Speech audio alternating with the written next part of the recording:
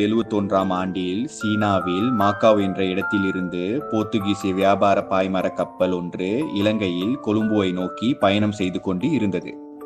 நடுக்கடலில் கடுமையான புயலில் இந்த போர்த்துகீசியர்களின் கப்பல் சிக்கிக்கொண்டது.